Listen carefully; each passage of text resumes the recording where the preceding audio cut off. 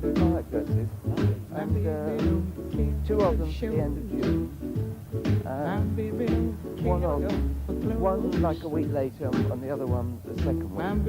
So that'll be fine, won't it? Lovely. Yes, here we go, dear. Today, another dollar. My name is Darnell. I'm in the business of haute couture, getting people ready, literally, to go to the ball. I started because originally I was in show business. John Collins' father was my agent, and he got me a contract in a very big show that I had to provide my own costumes. And I met somebody who was very clever, very young, who designed them. And through that, people used to ask me where did I get them and so on.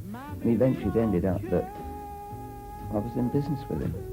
I had to give up show business because we got busier with the dresses. So that's a long time ago.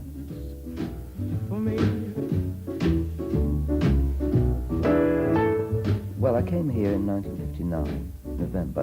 I came, saw the premise. I just knew as I walked towards them, this is destiny. We must have them. I went and saw a bank manager.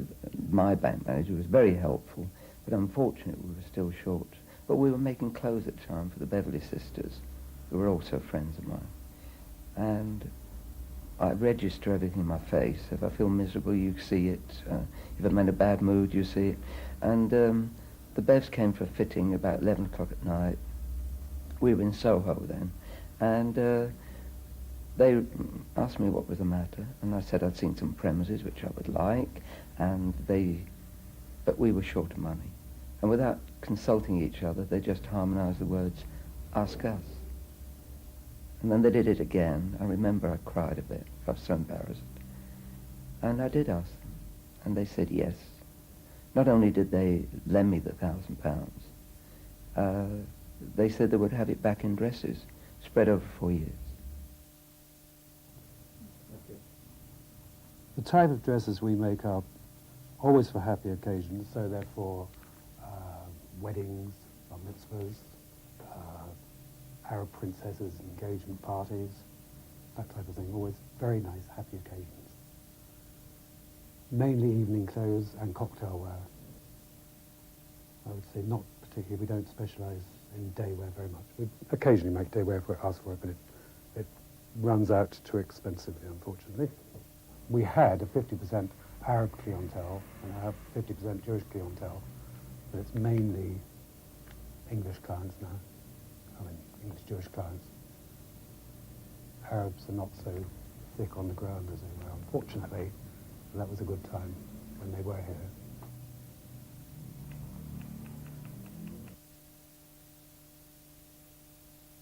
We do specialise in beading here, so they usually have some sort of embroidery on, either beadwork or silk embroidery, raffia work, any type of embellishment. We drape, our girls drape. I'm doing a dress here that has a draped bodice, and in fact people think that if they choose draping rather than beading, the dress is not going to be so expensive. And in fact, it's far more costly to drape a dress than it is to bead a dress, because there's so much work involved. The minute you walked in the joint, I could see you were a man of distinction, a real big spender, good looking, so refined.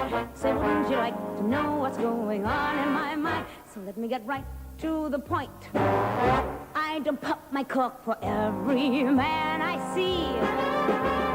Hey, big spender.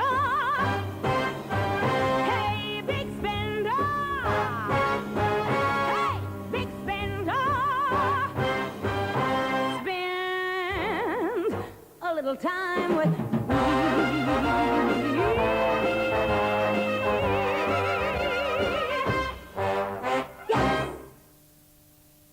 Joan must have been about 18. I told you, when I was in show business at one time, Joan's father was my agent, and I knew all the family. Jackie.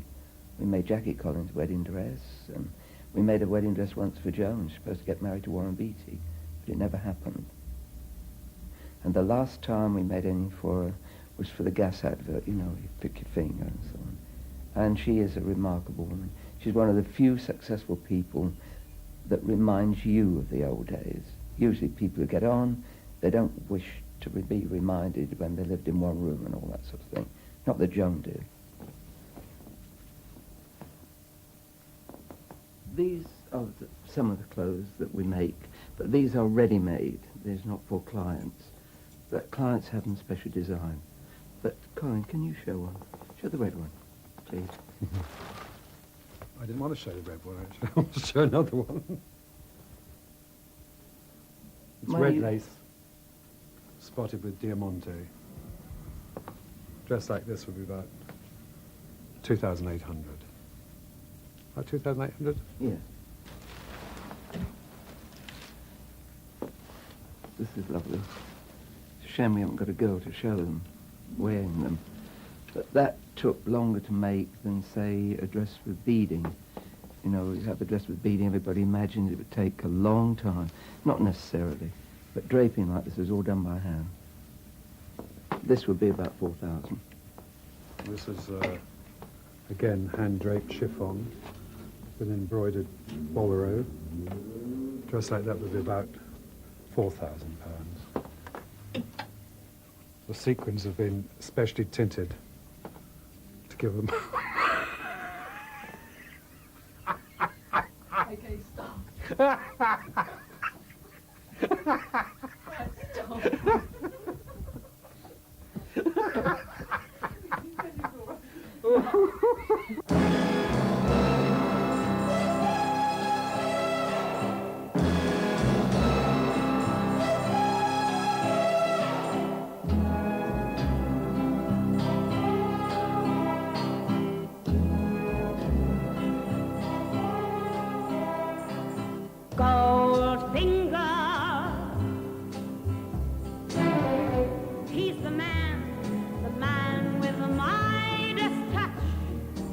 Many dresses, all the big spender numbers, you know, the low back. She wore clothes marvelously. She really did. And she said one day she would like to wear a dress with sleeves. Well, I don't know if you can remember, because she doesn't do it so much today, but Shirley in the beginning used to wave her arms around a lot. But don't go in. However, we did a dress, it was in lace. It had lace see-through and lace sleeves, and my partner at the time and I were sitting in the audience, and she came on, and she came to this number. I've forgotten the title, but I know the opening lines were, "I will love you as I love you," and she went, "I will love you as I love you," and out came both sleeves. Can't tell you what we felt like sitting there, you know.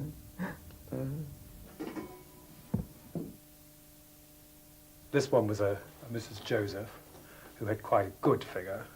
This one didn't have quite such a good figure. That was Mrs. Maxwell, not the Mrs. Maxwell, another Mrs. Maxwell. This, unfortunately, is the type of figure we used to get a lot in. You know, she's got rather a big tummy, because our Arab clients inclined to have rather big tummies, because they sit down a lot. And this one really is a biggie. This was Princess Sita. She's dead now, so it doesn't matter. Well, it doesn't matter, I can show you what she looked like with no clothes on, but she was pretty hefty, as you can see. Unfortunately, these are the ones we use most of all. The nice ones, like this, oops, we don't use very often, because we don't get very many like this. I made 3 wedding dresses for Diana Dawes. She was a very dear friend. She was a man's woman and a woman's woman, meaning to say, if she came in the salon, I had some people there, she would say hello to them. If I left the room and I came back, they were talking to her.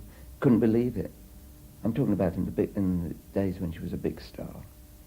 She was adorable, fabulous. Can I come in? Yes, madam's dressed. Nothing showing. Oh, lovely, dear. Lovely. Okay.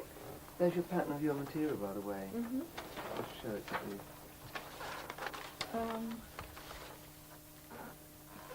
You know, this is the skirt, and then the other material is that, with the stripe. And we that do a goes across. sample for you of the beading. And then we How's have... it fit? Oh yeah. No, it's quite... bit Well, it's a tight. little snug, but then we'll just You release put on it. weight, darling. And don't forget the back. You've got a nice pretty bow. Some women, though, you know, they're just not satisfied with anything. But it's not necessarily just the dress. They don't even like their face or their eyes or the hair. So they never get any enjoyment. What they'll say actually is, they'll have the dress on and say, I think it needs to come in just a fraction. Actually, it's so minute that it's absolutely stupid to make any alteration to it at all. A slither. That's And what we call it, a unfortunately, slither. Denise will pin, the fitter will actually pin it, and it'll go downstairs, and the whole thing will come undone. They'll have to re-tack it and put it back in. It's really... But if we had anything to do with it ourselves, truthfully, on the way down we take the pin out. And we always say, of course, oh yes, it looks lovely, it looks lovely. And then But the Denise next says, time the "Oh, woman sees it, she says it's much better since you did it. Maybe in that case, you know. But we don't cheat. Though it's one funny incident, when the Saddam Hussein war was on, I was sitting with some English clients here and the phone went, and it was a client of mine called Majda, speaking from Kuwait. And I'd actually sent to her a sample of some beading for a dress, but I'd forgotten all about it because the war had started. And she rang me and I said hello, and I was so surprised to hear her voice. And she said, Eric, it's about my beading. I think you put too much red in it. And as she's talking, I can hear boom, boom, boom, boom. I couldn't believe it. The bombs were dropping and she's still worried about her beading. That's women in clothes. The beading looks I great. think it's lovely. I think she'll really like that. Lovely. Don't you, Eric? Lovely. Gone well She together. should be very Yeah. pleased. Really has. Yeah. It's better on her than on that dummy. Yeah, she's a bit Well, thinner. She's thinner. We had a client I was here, going to say about the a fat rather one. dumpy lady, yes. I was Being going to lead you kind. into that. She was quite fat, actually. And in those days, we used to make a proper, like a corset. And you fitted that first. You could have as many as 2 or 3 fittings for it, you know. You got that right because it changed the person's body so much that you're starting from scratch. Now you measure for the dress. Well, we had this woman, and you see, it's terribly tempting when you've always looked like this, and all of a sudden you look like that. And you still feel all right to say to the fitter, you could take it Tighter, a little bit tighter. more, tighter. So they couldn't pin it. They used to take it down in the workroom, machine it in a bit more, try it again.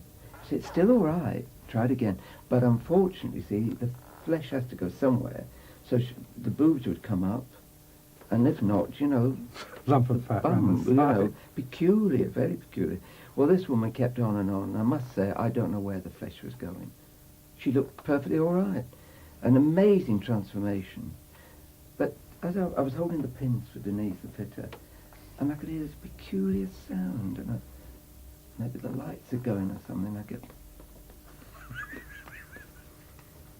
And afterwards, when the woman had left, I said to Denise, I said, "Could you hear that?" She said, "Yes."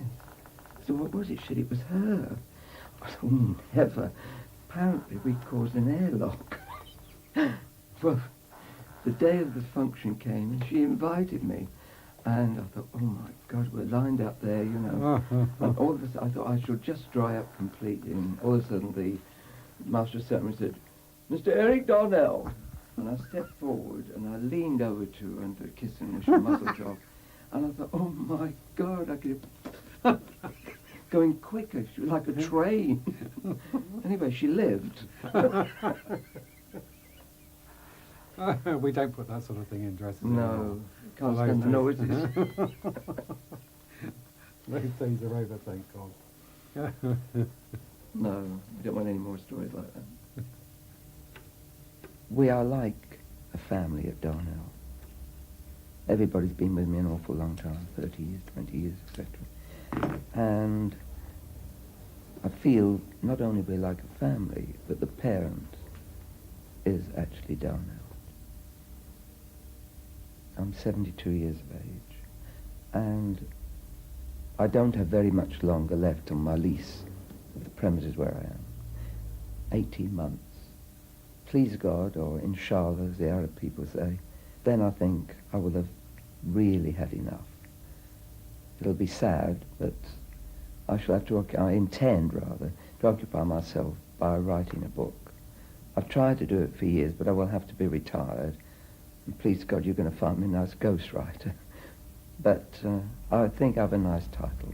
I'm going to call it Bitches and Stitches, meaning women and clothes, but only to be light-hearted and the backstage stories, of which I've got many, many, and of the people thank God, I've had the pleasure of meeting through all the years.